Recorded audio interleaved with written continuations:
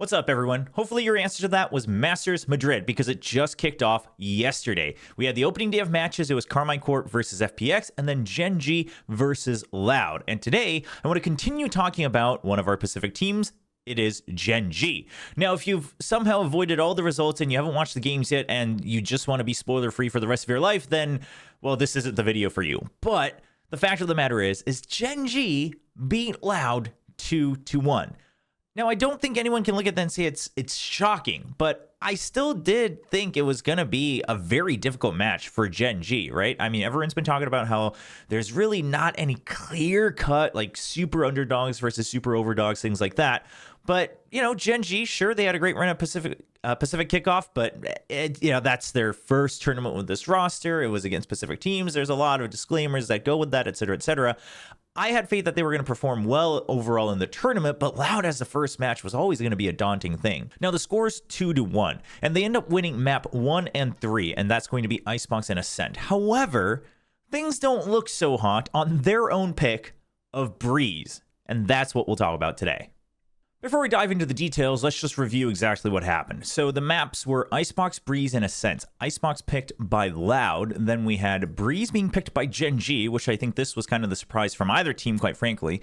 And then, of course, Ascent was left as the decider. Now you can see, all right, Ascent pretty dominant from GenG. Icebox, quite a bit of back and forth. And I urge you, if you want to watch just a really good game of Valorant, lots of back and forth, you can see the anti-stratting and the prepping that's going in before the game, and then you see the adjustments in it, and then you see clutches, some good highlights. This is that map. This was such a good map. But of course, we've discussed a little bit of what GenG likes to do on Icebox and just in general, and so a lot of similarities come out. Yes, they had some more variations. They actually utilized mid a lot more than they did during Pacific Kickoff, so it's very clear that they were trying to continue to evolve and make sure they have more strengths that they can work on throughout this tournament at Masters Madrid. Now, Ascent, also not too shocking considering, yes, Loud comes in with a slight variation. They take out the Phoenix and put in the Yoru, but at the end of the day, again, it's a very flash-heavy composition, really relying on these tactics and executes to overwhelm your enemies. There's been a lot of tape behind that, obviously EG even showcasing how to combat the Phoenix composition as well, so it's not too surprising that GenG felt fairly prepared for this one. But then we look at Breeze. Now, Breeze wasn't really a strong point of GenG during Pacific Kickoff, so I was a little surprised that this was the pick, but also, to some extent, it made sense, right? It was a permaban for Loud, so you want to say, okay, if you're not going to ban it out, we're going to pick it, let's see what you're made of. And then also, they came in with their own changes, except it wasn't exactly a change that we all thought was going to happen. GenG brought in the Yoru instead of the Cypher, so they go for a no Sentinel comp. Kind of taking a page out of Loud's book here, but on Breeze. Now, when this agent pick happened, I think a lot of people, including myself, we all focused on the fact that, okay, without a Cypher, how in the world are you going to deal with halls, right? How are you going to deal with halls control? How are you going to deal with just overall, mid to B control, mid to A through the middle door control, things like that? You need something to constantly be able to give you extra information where you can either just anchor the Cypher on B site, something like that, or you can always leave an extra trip, at the back of halls so that while middle door might be open, they're not going to get all the way through nest and defender spawn for free, things like that. And so the big question was, okay, what do you do without the Cypher? And yes, that hurt them a lot. But quite frankly, at the end of the day, I think what we saw was the fact that Breeze just does not cater to what GenG likes to do. It doesn't cater to the philosophy, and it doesn't cater to their defaults. Here's what I mean. So let's take a look at one of the rounds that actually happened on Icebox. We're going to take a look at a defensive round, but we'll talk about the attacking side as well. And then we'll go into the actual breakdown. But just to demonstrate how it looks in real time. So right off the bat, as we let it play, you can see, okay, GenG going for what we've talked about before. They're going for kind of a heavy stacking setup, right? So that they can always go for quicker rotates, quicker floods. So this time it's a bonus for GenG. And they're going to have the setup for texture with the Outlaw. He's going to be holding green all on his own, kind of dancing back and forth between the cascades. And because of the cascades, since he doesn't have information and they weren't able to plant someone forward because the jet's on B, they tried to provide some backup over on B, but then they hear more utility coming out in A, and now everybody is ready for the stack. Now keep note, Texture is still just holding. He's just trying to make sure, okay, is anyone creeping through? He's just really looking for lurks. And meanwhile, you've got the Killjoy set up in mid. You've got the alarm bot to check for under tube, and you've got the turret to check mid as well. So Texture's pretty well covered. Meteor's just holding screens. Now, of course, it helps that you're going to hit some good shots, so GenG is going to start to really delay the push from Loud here. But the biggest thing is they're already all prepared. I mean, there's no reason for them to move, and now that they've stopped them and they still see movement jumping into the site, Texture starts his lurk all the way around. He goes on the flank, and GenG, sure, they're getting taken down a little bit, but Munchkin's just playing for time. He's just trying to buy enough time for Texture to get all the way around and support him in this 2v2. Loud, they still don't know where everyone else is, right? They're not entirely sure. They had an inkling of where Munchkin was, but they didn't know exactly where Texture was until that last shot happens. Now you're down to 15 seconds. Texture's already here. He's going to play the 1v1 where he just plays for time. You know, takes the bet that, okay, well, if you're going to stick it, sure, I'll just play after the plant. He knows now it has to be a stick, so he creeps into the cove, and that's going to be a bonus round win. GenG likes to play Icebox in a fashion where they are going to be able to push out and then eliminate a portion of the map, right? They're going to trust that they're going to be true with their aim, and they'll be able to hold on to it and delay for as long as possible. Oftentimes that duty falls on Texture on the jet, but sometimes it's going to be Meteor on the Killjoy, depending on the map, depending on the round, etc., etc. But just looking at the setup in that previous round, what we're going to end up seeing is initially they push out, of course, with the 0 point all the way out. That's a very typical 0 point all the way onto Conveyor. You make sure you know if there's a full force or if maybe there's a lurk right away. You try to hold them back as well. That lets you get orb control, but this time, because the jet is already set up on green, they're going to start to back out, and they're just going to hold from within the site, just trying to check for longer sight lines. During all of that, that gives them time. They already have the turret set up. They'll set up the alarm bot as well for under tube, and as you don't see too much information initially, yeah, you have Karen kind of bouncing back and forth, but eventually he's going to start the rotate over, and so is the Killjoy, and at that point, we're all set up in the back of sight. Now, this setup works because of the layout and the agents that they use on Icebox, right? You have Killjoy, who is able to basically cover mid entirely with her util. You will get information if they try to get through. Sure, oftentimes what you're going to see is there's going to be an enemy poison cloud here, so the turret's not always guaranteed information, but other rounds you're going to have the setup where you're going to check for inside kitchen, and then the Killjoy kind of holds over here or something like that. That way, the one agent in Killjoy can basically cover all of mid, all the different angles and ways that the attackers can get through mid, and then cover either an extra angle. So in the case of B, you're kind of helping support yellow, or maybe you're jump peeking over here right around the corner. Or if you're on A, you're always there for the nano swarms, things like that, to delay the plant, and then you're also just making sure that you can still rotate over quickly or cover the intel that you get in mid as well. That allows you to basically have one person stationed on either part of the map. So if we take out all this other util, no matter where else the other agents are, you can kind of pick and choose. Did you plant the jet deep in with something like the 0 point early on in the round? Okay, now everyone can rotate over to B. You still got mid cover with the Killjoy util. Do you have the jet looking down long sight lines with an Op or an Outlaw over on green? Okay, now you can stack on A because mid is covered once again. Sure, it all falls apart if your jet dies, but the whole point is you can't expect to play in the cases that you died. You're not trying to play to not lose. You're trying to play to win.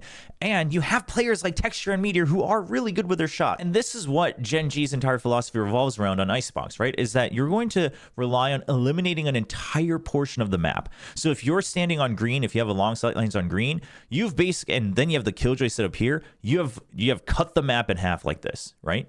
So they might be standing here. You might have an enemy here. They might be in garage, but they are not anywhere close to going for an execute right away. And then you are just concerned about fighting on A. Now, of course, if the setup is different, if you have the jet over on Conveyor, you've now I mean, at this point, if you're on conveyor, you actually delete so much more of the map because you're going to get sight lines from like all the way up here. So you're going to eliminate this entire portion of the map. So again, they might be hiding out here, just checking for a lurk in mid. Sure, they might be like hiding somewhere in spawn, looking to see if there's a further push out. Maybe they're hiding out here, something like that. But they are nowhere close to A. And then you can all have your entire forces ready for a fight on B. So next, let's take a look at Breeze.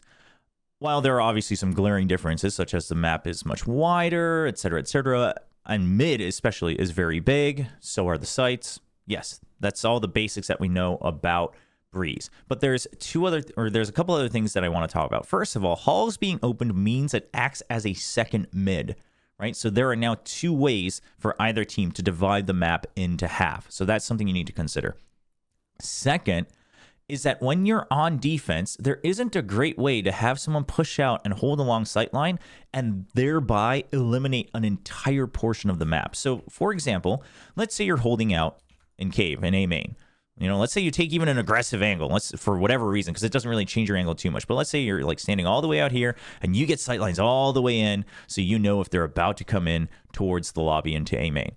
Okay, that's great. You have sightlines to know if they're going to do a honest and true site execute onto A, but it doesn't really give you any other information about could they have already gone up into halls? Yes, they absolutely could have. Could they still be resting over here? Sure, and then obviously every part of B. Now, even if you had some other sentinel util, the thing is it doesn't really clear the entirety of mid like it would on Icebox with a Killjoy. So this isn't really getting you much information because by doing this, you're still open to a mid to A hit. You're not eliminating the entirety of A, and you don't have any sort of sentinel utility that's going to cover all the way up to this portion where it guarantees that you will know ahead of time if it's going to be a mid to A hit. So now this person is in a bit of a dangerous spot. That means you're going to want a little bit more support to make sure that they feel safer and they know when to push or pull. Let's take a look at the other side. Pushing out of B doesn't really get you much unless it's a trap play here or you're just trying to lurk down here for information. Doesn't do you too much. Pushing out of elbow, okay, now this has some legs, right? You get to look into here and you'll know if they're approaching from this side, but they could still have someone here, so you'll still have someone needing to check on window. Of course, you'll hear if they, like, for whatever reason, funnel all in and jump down from window, but again, you're not really denying an entire portion of the map because now they could still be coming in. They could still be positioned right here to get ready to jump over. They could have other ways to destroy and cover up a lot of the util over in mid from this side on nest and things like that. So it doesn't entirely eliminate all of B. All it does is give you a bit of an edge if the rotates start to happen over to B. Now, the last way that we often see teams push out on Breeze is, okay, you plant someone in mid. Maybe you're even looking to fight in mid. Okay, let's assume the fight doesn't happen. This gives you some good information, but again, you're not exactly deleting a portion of the map. You're just really acting as a forward sentry, right? They could still be here. They could creep up. They could creep up here, and they could be everywhere else here. So it's not like you've eliminated an entire site off the map and say we can stack on the other side. Now, there are ways to assist with that, right? So obviously, you know, let's say you're pushing out here, then yeah, you can have someone watching from nest, and you could still have, you know, things like the trap wires here. Maybe the cipher is now set up on A because you're pushing out of B and things like that. Okay, so now you've got some options. You got a retake wall on B, things like that. But at the end of the day, this still doesn't eliminate halls. And while you'll get information here, by the point that you spot anyone in this part, mid to A is already in action. So you're not really stopping that. And then if you were to have just whatever, you know, utility that you wanted here, let's say it's a spy cam here or wherever, just to try to get earlier information, that can get broken pretty early on and very easily. And there's only a couple options. This is the difference between, let's say, over an Icebox, where you can constantly change the location of the alarm bot. You can change the angle of the turret as well, just to make sure, are they ever actually going through mid? There's multiple ways to do that where you can avoid your utility getting broken too easily. Now, obviously, in the past with the old Icebox, people got so good at throwing all sorts of shock darts to eliminate all of these, and that will probably come into play as we get used to Icebox again. But for the time being, there's enough variation that you feel comfortable. And until it's broken, you don't have to worry about it. But here, it's like, again, even the information you do get, it's a little too late. So what does that mean for GenG? Now, obviously, they switched out from the Cypher. So why did they do that? And my theory is they felt, even with a Cypher, sure, you can anchor on B site or A site just a little bit longer. You're not able to play to your default strengths. You're not able to play the style where you're stacking one side just by planting someone forward. You're still going to need to play a pretty spread out default, right? You're still going to want to have someone anchoring, or maybe you're backing out here, or let's say you're playing 3-man over on A, you're still going to have someone maybe on stairs looking at a longer angle, and then you've got someone either in mid doors or someone like here. It's not like you can fill the site. The site is so big, and then on top of that, you still need to have someone still assisting with mid, so at best it's a 3-man stack. And then the rotation over here, the sight lines are not that easy. I mean, you have a little bit of long range, but it's not like you can immediately protect the spike plant because the sites are pretty far forward. Same thing on B. Just because you're holding here doesn't mean you can stop the plant as easily as you could, say, on Icebox A. So what that means for GenG is this whole idea of push forward, delete a portion of the map, and then get ready to stack on the other side, and then have a fast rotate to the other by having mid control. None of this works on the map of Breeze for GenG. So that means, okay, our Sentinel isn't exactly helping us too much. Yes, in theory, you can get a little bit, more lax because you could have the trip here, and that way you just have to make sure you're holding onto stairs for mid control and things like that. But outside of that, I mean, let's say you do something funky here and you're putting up a trip here just to buy time if they go for a mid to B some other way. It still doesn't really resolve the idea that you feel safe by planting this person here. They could still be surrounded from mid and get pinched, right? It's the same thing if you flip the positions. Let's say they're out forward in A. Let's say you want to stack somewhere towards B. It's like, first of all, to stack towards B or A, you're going to need to be much closer to the site. So it's not like you're really ready to rotate anyway. And then on top of that, they could still be coming through here. So you would still maybe need someone to be watching here or still watching from stairs. At that point, it's not a 4-1 split, it's a 3-2 split without a fast rotate. So what do?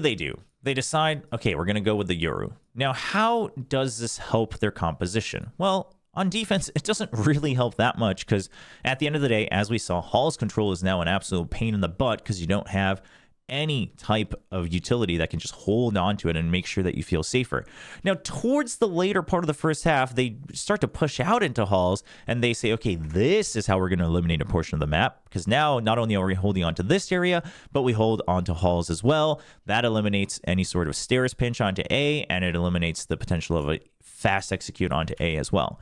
A little bit of an adjustment. But the other idea, in theory, should have been that you're going to push out and then teleport to the other side, right? So you're going to have a gate crash somewhere over here, and then you pressure A main, things like that. Something that they later started to do is also one of the benefits that they have with the Astra is you can pressure things like A main a little bit harder. You could pressure, B as well for an elbow push just a little bit harder. You can even use it as a dissipate, as a fake smoke, just to apply some fake pressure, maybe get, a better trade early on, things like that.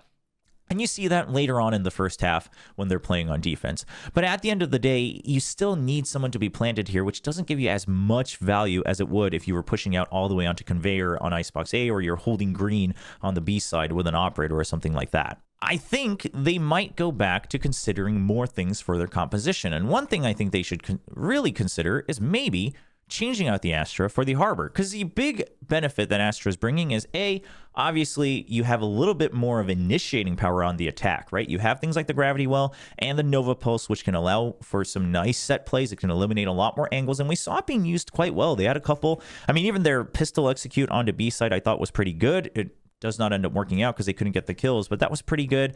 And then they had an execute onto A where they were able to put up the Nova Pulse here. And it's put up right here. They smoke off bridge, and you have Texture dashing in from mid doors, and then that means that everyone here is either being pushed away or they're stunned up. He gets a double kill, things like that. There's some cool ideas, but the big benefit that Astra is going to give oftentimes is that they have global presence. And we just did not see that being used as much by GenG on either the defense or the attack. Why not go with something like the Harbor, where you're going to have much more time bought with some of the pushouts that you can do with your smokes? You can cover a lot more right, just on your own to make sure you're holding on to a portion of the map. And that way you can facilitate some other rotates on the other side. We actually saw T1 do this a little bit when Xcurate was playing the Harbor on Breeze. He would sometimes, it seems a little haphazard, but he would start pushing out with the Cascade and the High Tide, just constantly refreshing, pushing out and saying, I've eliminated this part of the map. Again, it's still a little bit more stressful than it would be on a map like Icebox, but it gets the job done. And then on top of that, of course, the Reckoning's still a pretty solid ultimate for some of these wider sites. And then just because of the coverage that the High Tide and the Cascade gives you, maybe you have a little bit more flexibility for mid control, both on the defense and the attack as well.